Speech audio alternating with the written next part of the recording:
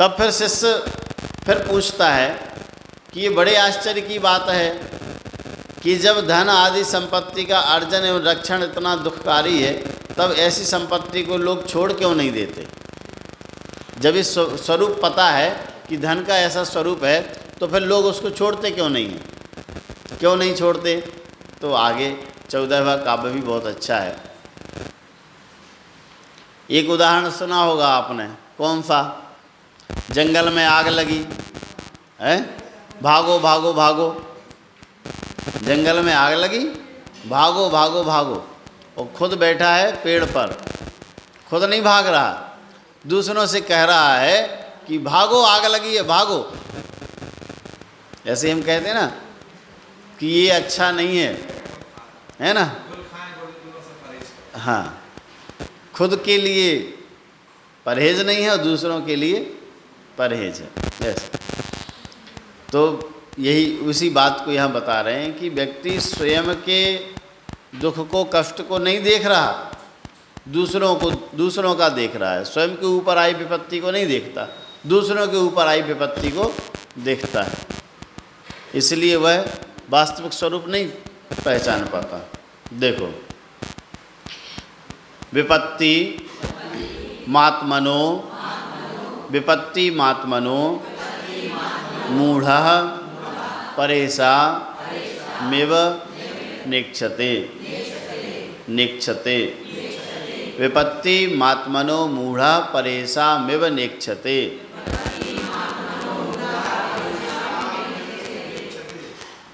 दह्यमान मृगाकीर्ण वनांतर तरुस्थवत विपत्ति मात्मनो मूढ़ः परेशामिव नेक्षते। दह्यमान मृगाकीर्ण वनांतर तरुस्थवत।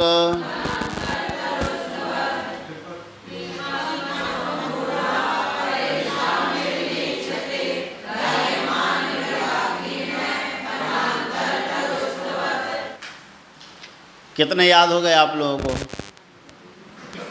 अब देखो 4-5 जनों ने पढ़ा है, तो उतने बार तो कम से कम गुन लिया करो, याद हो जाएगा। पूरा याद करना है, और जो याद करेंगे उनको पुरस्कृत किया जाएगा विशेष। ठीक है, विशेष पुरस्कार मिलेंगे, और चांदी के ही मिलेंगे, है ना। चांदी होगी आपकी, है सोने का। अब देखो, अगर सोने का मिलता है तो पता करेंगे। अभी तो चांदी का पता है हम लोगों को।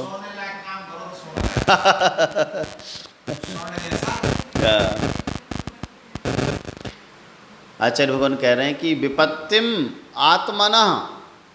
आत्मनः विपत्तिम, आत्मनः अपनी स्वयं की, विपत्ति को,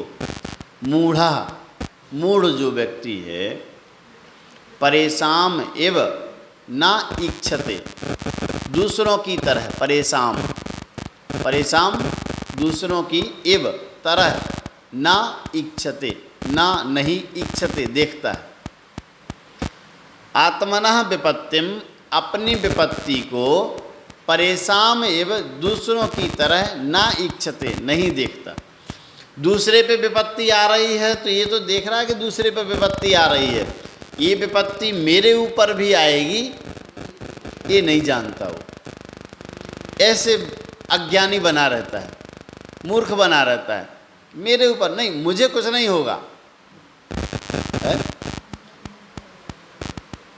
आत्मनः विपत्तिम मूढ़ा, जो मूढ़ प्राणी है, आत्मनः विपत्तिम, अपनी विपत्ति को, परेशान एवं न इच्छते, दूसरों की तरह नहीं देखता। इक्ष धातु देखने के अर्थ में होती है, नहीं देखता। कैसे? जैसे उदाहरण दिया, दह्यमान मृगाकीर्ण, दह्यमान जलता हुआ, मृगाकीर्ण पशुओं से युक्त, मृग मतलब होता है हिरण, और ये उपलक्षण में ले लिया मृग, और मृग से ले लो आप सारे पशु, मृग कहने से पशु भी आ जाते हैं। तो मृगाकीर्ण, मृग आदि पशुओं से युक्त, अर्थात पशुओं से युक्त, वन अंतर, वन के बीच में कोई तरु पेड़ पर स्थित बैठे हुए व्यक्ति की तरह, मतलब जल रहा है और पशु वहाँ वन में हैं, ऐसे वन में जहाँ आग लगी हो और पशु यहाँ से वहाँ भाग रहे हों, ऐसे वन के बीच में कोई पेड़ है, उस तरु अर्थात पेड़ पर स्थित बैठे हुए व्यक्ति की तरह। वो ये तो कह रहा है कि देखो भाई आग लगी है, आग लगी है, भागो भागो भागो। दूसरों को तो देख रहा है, ये भाग रहे हैं, लेकिन मैं स्वयं जलूँगा ये नहीं देख रहा।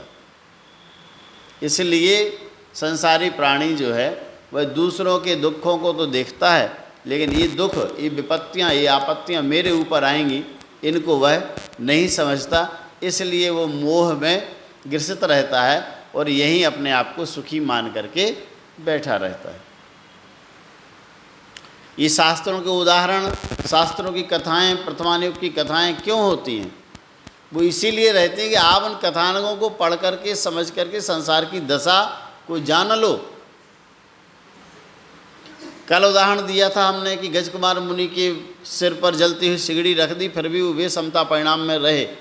अगर वे अपने समता परिणाम से बाहर आ जाते तो उनका संसार अभी भी चलता रहता, वे कहीं होते, नरक त्रेंच में होते। क्यों? मुनि का क्रोध जो है वो सामान्य नहीं होता। फिर द्विपायन मुनि का क्रोध सामान्य क्रोध नहीं था, क्रोधी तो था। जो सामने वाला व्यक्ति गाली दे रहा था, जो मदमस्त हो गए थे मदिरा पी करके, वे अपशब्द कह रहे थे, अगर उनको ये भान रहता कि ये अपशब्द कह रहे हैं, ये अपशब्द मेरा कुछ भी बिगाड़ करने वाले नहीं है, मैं वैसा हूँ ही नहीं जैसा ये कह रहे हैं। अगर ये नंगा कह रहे हैं तो मैं नंगा हूँ ही नहीं, और अगर हूँ तो जैसा वो कह रहे हैं वो सही है।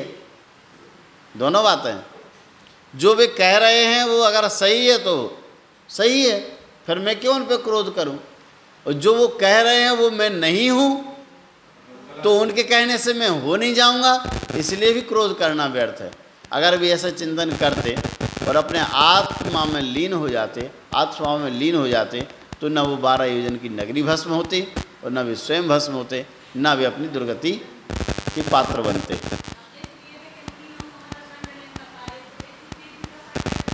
हैं? संजुलन कसाय भी इतनी तीव्र हो सकती है, ये उदाहरण है इस चीज़ का कि संजुलन कसाय भी इतनी तीव्र हो सकती है।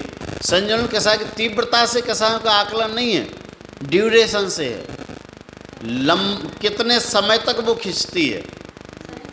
कसाय जो है वो आपकी कितनी लंबे समय तक खिंच रही है, उससे उसका संबंध है, ना कि तीव्रता से। कसाय बहुत तीव्र हो सकती है, लेकिन संजुलन कसाय, अभी कसाय उदय में आई, बहुत क्रोध कर दिया, सामने वाले को बिल्कुल कुछ भी कह दिया। जैसे अपन देखते ना, कभी मुनिराज के पास में जाओ और वो अपन को कुछ कह देते हैं किसी बात को लेकर के, तो हमें ये लगता है कि देखो मुनिराज कसाय कर रहे हैं। और सुबह आपके साथ ऐसा हुआ और शाम को आप पहुँचे, नमोस्तु किया, तो शाम को सब खत्म। ये होती है संजुलन कसाय। सुबह क्रोध किया और शाम को समाप्त। ऐसा नहीं कि अब बोले ही नहीं उस व्यक्ति से, है ना। तो वो बातचीत अगर प्रारंभ हो गई तो वो संजुलन कसाय है, ऐसा।